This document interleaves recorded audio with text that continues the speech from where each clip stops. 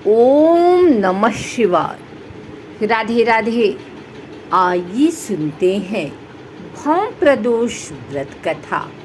इस कथा के सुनने से भगवान शिव और हनुमान जी की मिलेगी विशेष कृपा। आइए सुनते हैं भौम प्रदोष व्रत कथा। हर माह के शुक्ल और कृष्ण पक्ष की त्रयोदशी तिथि को प्रदोष तिथि का व्रत किया जाता है। प्रदोष व्रत की तिथि जब मंगलवार को आती है तब उसे भौम प्रदोष व्रत के नाम से जाना जाता है।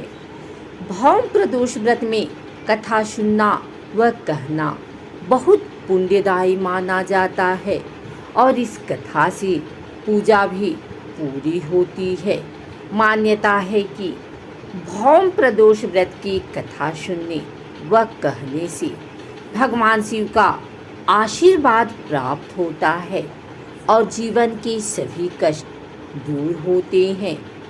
आइए सुनते हैं भौम प्रदोष व्रत की कथा। सूत जी बोले, अब मैं मंगल त्रयोदशी प्रदोष व्रत का विधि विधान कहता हूँ। मंगलवार का दिन व्याधियों का नाशक है। इस व्रत में एक समय व्रती को गेहूं और गुड़ का भोजन करना चाहिए। इस व्रत के करने से मनुष्य सभी पापों व रोगों से मुक्त हो जाता है। इसमें किसी प्रकार का संशय नहीं है। अब मैं आपको उस बुढ़िया की कथा सुनाता हूँ जिसने यह व्रत किया वह मोक्ष को प्राप्त हुई। अत्यंत प्राचीन काल की घटना है। एक नगर में एक बुढ़िया रहती थी। उसके मांगलिया नाम का एक पुत्र था। वृद्धा को हनुमान जी पर बड़ी श्रद्धा थी। वह प्रत्येक मंगलवार को हनुमान जी का व्रत रखकर यथाविधि उनका भोग लगाती थी। इसके अलावा मंगलवार को एक न तो घर लिपती थी और न ही मिट्टी खोदती थी।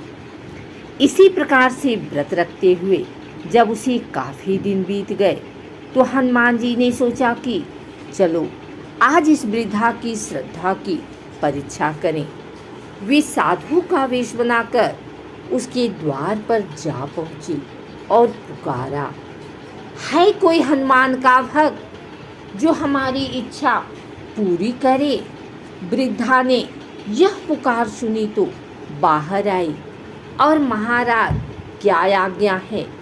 साधु वेशधारी हनुमान जी बोले कि मैं बहुत भूखा हूँ, भोजन करूँगा, तू थोड़ी सी जमीन लीप दे। वृद्धा बड़ी दुविधा में पड़ गई। अंत में हाथ जोड़कर प्रार्थना की, हे महाराज, लीपने और मिट्टी खोदने के अतिरिक्त जो काम आप कहें वह मैं करने को तैयार हूँ। साधु ने 3 बार परीक्षा करने के बाद कहा, तू अपने बेटे को बुला, मैं उसे औधा लिटाकर उसकी पीठ पर आग जलाकर भोजन बनाऊंगा। वृद्धा ने सुना तो पैरों तले की धरती खिसक गई, मगर वह वचन हार चुकी थी। उसने मांगलिया को पुकारकर साधु महाराज के हवाले कर दिया, मगर साधु ऐसे ही मानने वाले न थे। उन्होंने वृद्धा के हाथों से ही मंगलिया को औधा लिटाकर उसकी पीठ पर आग लगवाई। आग जलाकर दुखी मन से वृद्धा अपने घर के अंदर जा घुसी। साधु जब भोजन को बुलाकर कहा कि वह मंगलिया को पुकारे ताकि वह भी आकर भोग लगा ले, वृद्धा में आंसू भरकर कहने लगी कि अब उसका नाम लेकर मेरे हृदय को और न दुखाओ। लेकिन साधु महाराज न माने। वृद्धा को भोजन के लिए मंगलिया को पुकारना पड़ा। पुकारने की देर थी कि मंगलिया बाहर से हंसता हुआ घर में दौड़ा आया। मंगलिया को जीता जागता देखकर वृद्धा को सुखद आश्चर्य हुआ। वह साधु महाराज के चरणों में गिर पड़ी। साधु महाराज ने उसे अपने असली रूप में दर्शन दिए। हनुमान जी को अपने आंगन में देखकर वृद्धा को लगा कि जीवन सफल हो गया है। प्रदोष व्रत भगवान शिव को प्रसन्न कर जीवन में सुख समृद्धि लक्ष्मी प्राप्त करने का स्वर्णिम अवसर है। प्रदोष काल में शिव पूजन अत्यंत लाभदायक होता है। रावण के पास जितनी भी धन संपदा थी वह सब शिव कृपा का ही प्रताप था। रावण प्रदोष काल में शिव को प्रसन्न कर सिद्धियां प्राप्त करता था। धर्म शास्त्रों में लक्ष्मी प्राप्ति हेतु गन्ने के रस द्वारा शिव जी का रुद्राभिषेक प्रदोष काल में करने का निर्देश दिया गया है। प्रदोष का भगवान शिव के साथ अन्योन्याश्रित संबंध है। प्रदोषो रजनी मुखम, रात्रि के प्रारंभ की बेला प्रदोष नाम से संबोधित की जाती है। रात्रि शिव को विशेष प्रिय है। मुख्यतः प्रदोष का अर्थ है रात्रि का प्रारंभ। प्रदोष व्रत स्त्री पुरुष दोनों कर सकते हैं। प्रदोष व्रत प्रत्येक पक्ष की त्रयोदशी तिथि को किया जाता है। इस व्रत को स्त्री और पुरुष दोनों कर सकते हैं। इसके उपासक देव भगवान शंकर हैं। प्रदोष काल में महादेवी का भी विधिवत पूजन किया जाता है। इसमें व्रती को सायंकाल शिव जी का पूजन करके ही भोजन करना चाहिए। धन संपत्ति प्राप्ति के लिए प्रदोष काल में शिव तांडव स्तोत्र का पाठ विशेष लाभदायक होता है। लंकापति रावण शिव जी का अनंत भक्त था और रावण ने शिव को प्रसन्न कर सोने की लंका और अथाह धन संपदा तथा सिद्धियां प्राप्त की थी। स्थिर लक्ष्मी प्राप्ति एवं कष्टों से निवृत्ति के लिए शिव तांडव स्तोत्र का पाठ अचूक उपाय है। प्रदोष काल में पूजा करके रावणकृत शिव तांडव स्तोत्र जो सुनता या पढ़ता है भाव भक्ति व सर्वत्र विजयी होता है। शिव शंकर शुभ लक्ष्मी देते, सुख संपत्ति धन अपरंपार। महिमा शिव की बड़ी निराली, नहीं किसी ने पाया पार। धर्मशास्त्रानुसार प्रदोष अथवा त्रयोदशी का व्रत मनुष्य को संतोषी एवं सुखी बनाता है। इस व्रत के पुण्य प्रभाव से सुहागन स्त्रियों का सुहाग अटल रहता है। जो स्त्री पुरुष जिस कामना को लेकर इस व्रत को करते हैं उनकी सभी कामनाएं कैलाशपति शंकर पूरी करते हैं। सूत जी के कथनानुसार त्रयोदशी का व्रत करने वाले को 100 गौ दान करने का फल प्राप्त होता है।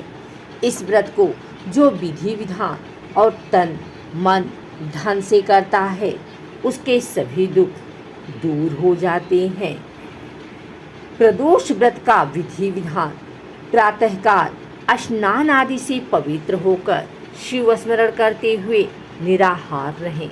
सायंकाल सूर्यास्त से 1 घंटा पूर्व पुनः स्नान करके गंध, मदार, पुष्प, बेलपत्र, धूप, दीप तथा नैवेद्य आदि पूजन सामग्री एकत्र करने 5 रंगों को मिलाकर पद्म पुष्प की प्रकृति बनाकर आसन पर उत्तर पूर्व दिशा की ओर मुख करके बैठें और देवाधिदेव शंकर भगवान का पूजन करें।